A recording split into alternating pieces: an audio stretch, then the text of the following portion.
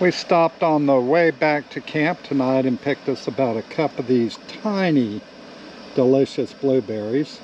And we're going to have some blueberry pancakes for supper. Yum. These things are cooking up awful good. Looking good.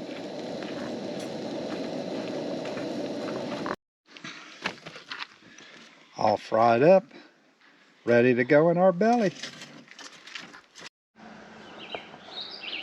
This is our campground in Ely. It's Fall Lake Campground, which is a U.S. Forest Service campground. Forest Service is Superior National Forest.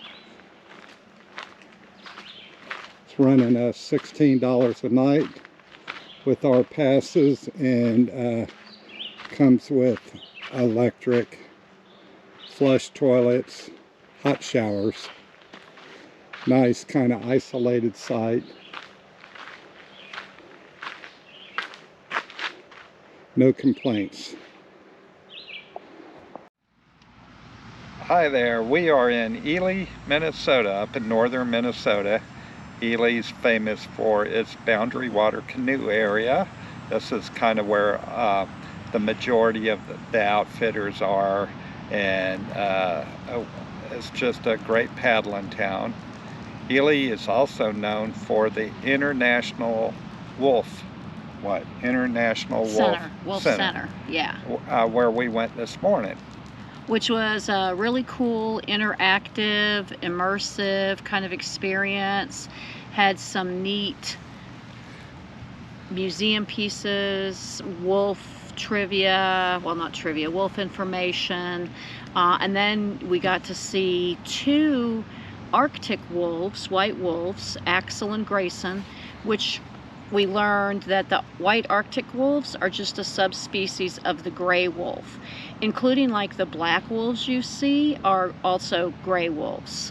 So we got to see them in their enclosure, and then we got to go in where a 73-day-old pup named Rika, a female, who came from a pair of wolves from British Columbia, that they were kind of thinning the wolf herd there so that the caribou herd could grow larger than the wolves were letting it. And so they took some wolves into captivity, and they're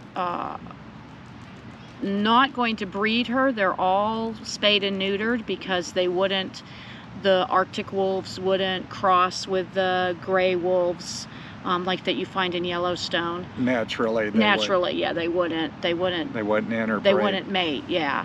But it was really neat. They talked about how they are working with the wolves to socialize them. They bring in, one of the volunteers there has a Malamute or a Husky, a sled dog that they bring in to play with the puppy. It's a pup about the same age as the wolf pup. Yeah, and the wolf pup was a single. There were no, she didn't have any brothers or sisters, so they're socializing her with the dogs to kind of help socialize her, and all the wolves are socialized with the humans and won't ever be released back into the wild. They just wouldn't make it at this point. So anyway, we learned a whole lot about wolves. We did. It was really neat. Yeah, I like the howling room. Yeah, that was cool. Yeah. They had a display where you could hear the wolf, like, this is the wolf howl that says, hey, I'm here, where is everybody? And this is the wolf howl to call the pack. It was really cool, really a neat interactive museum center.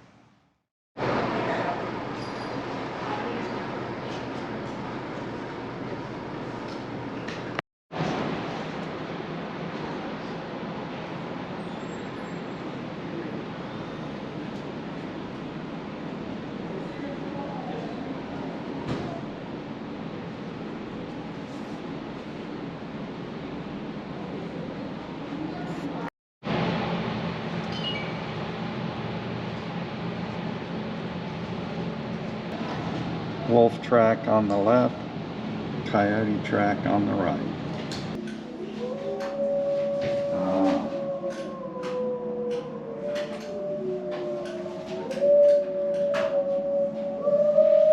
This is the howling room.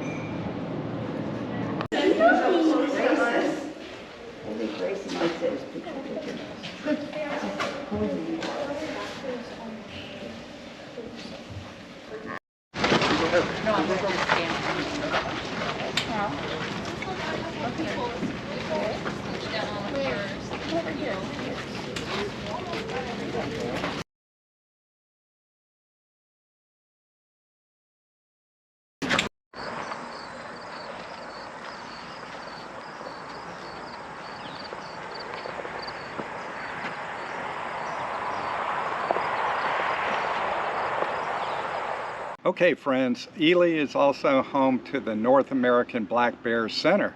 So guess where we went after the wolves? Yeah, we went to see the bears. Yeah, it was really neat. It's like the 60-year legacy of a black bear researcher, black bear enthusiast named Lynn Rogers, who began tagging black bears when he was a student at the University of Michigan, and was kind of a virtuoso with the bears. That's probably not the right word, but the bears trusted him, and he was able to turn tagging black bear ears one summer into a lifelong job, passion that culminated in this fabulous center. And he went to undergraduate in Michigan, but he received his PhD and has done all of his field work in Minnesota. Yeah, yeah. The state of Minnesota. Yeah. But anyway, it was a great museum. I was surprised. I think I actually liked it a little better than the wolves. Well, it was much more extensive, really. It was. It was Yeah. very extensive. They had lots of exhibits on different clans of bears. This one matriarch named Shadow, they were able to trace and follow 264 of her descendants here in northern Minnesota. It was really, there was a couple of live bears we could see. Yeah, and tell us about the live bears. Well, there was the matriarch, Holly, which I love because our Holly is a matriarch of 5. She was right up by the window, preening and eating some nuts. And then you got to go outside and around the enclosure, which I think was really well done for bear enclosures, natural habitat, plenty of room. And we met, Ted. No, who was the first one? Not Ted. It was. Was it Tasha? It was Tasha. Tasha was a bear that was rescued as a cub, right? Yes. Yeah. Yes. And it was funny because they told us that there was this little love triangle that normally wouldn't, among the bears, that wouldn't happen in the wild because they just want to mate. But that Holly really liked this one bear named Lucky, but Lucky really liked Holly, and so Lucky kind of ignored Tasha. And so you said that wrong. Oh, I did? Yeah, you said Holly liked Lucky. Yeah, Holly didn't really like Lucky. She only needed Lucky once a year, or however long mating season was. Tasha had the crush on Lucky. And Lucky just didn't want to have anything to do with her because Lucky had the crush on Holly. So it was kind of cute. And then we got to meet the bear called Ted. Ted. And I think that they said unofficially, because they didn't have a scale there when they got Ted, but that unofficially he might be the largest black bear in captivity, because at one point he weighed over 1,000 pounds. Right now he's down to a trim 610, but he was still huge.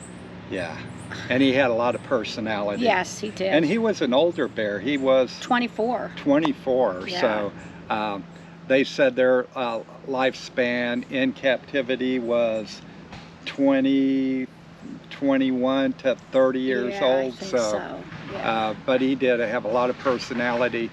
He is the big fan favorite when it comes to the live bear cam. Yeah. And recently they even had a first grade class somewhere write him letters. And they read the letters to Ted in front of the cam, so that would have been cool for the kids. And he put on a little show. They feed him peanuts. He eats nuts right out of their hand. Peanuts. Peanuts, yeah.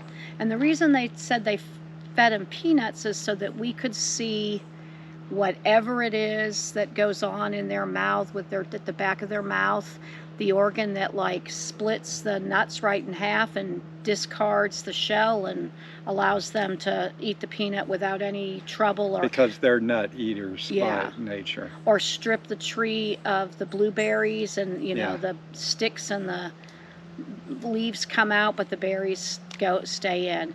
But he would sit up on his hind legs, and he did a little show for us and looked at us all like maybe we might have a handful of nuts for him too. Yeah. But they didn't let us do that. But it was very cool. Enjoyed it very much, and the exhibits were really well done. Yes. Seemed to be staffed with mostly young people. Who knew their stuff really well. I mean, you could ask them any question, and they knew anything you could think to ask. Yep. Was really, really nice. Okay, definitely worth a stop if you're in Ely. Do both the wolf and the bear exhibits. And how much did were the tickets for the bears? Well, because we're seniors now, the bears were $13 a piece, and the wolves were $12. Do you know what the regular price is? I think it was just $1 more, like 14 and 13. It wasn't much, and it was certainly worth it. Yeah. It was really a lot of fun.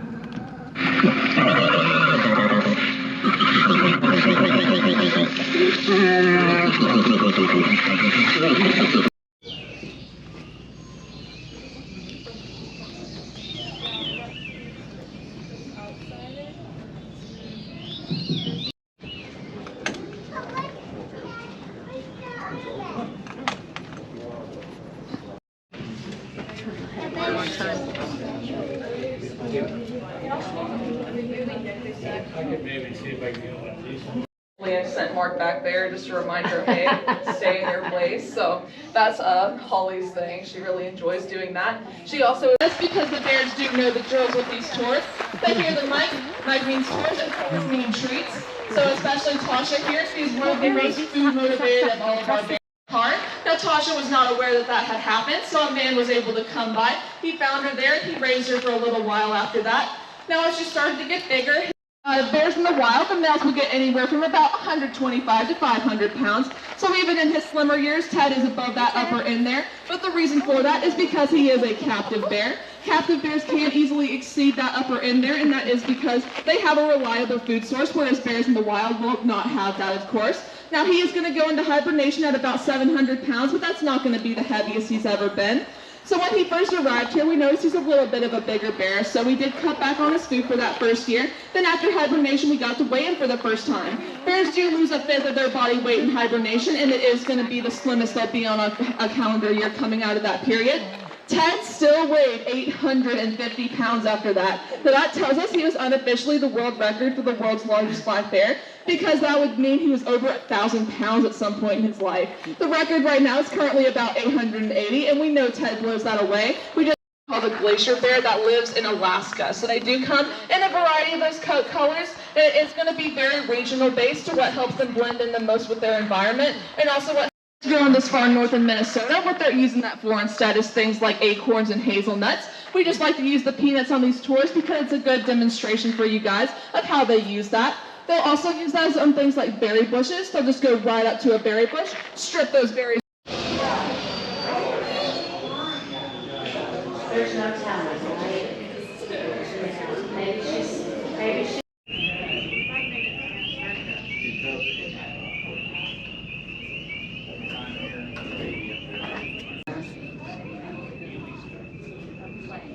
Giant short-faced bear. Yeah.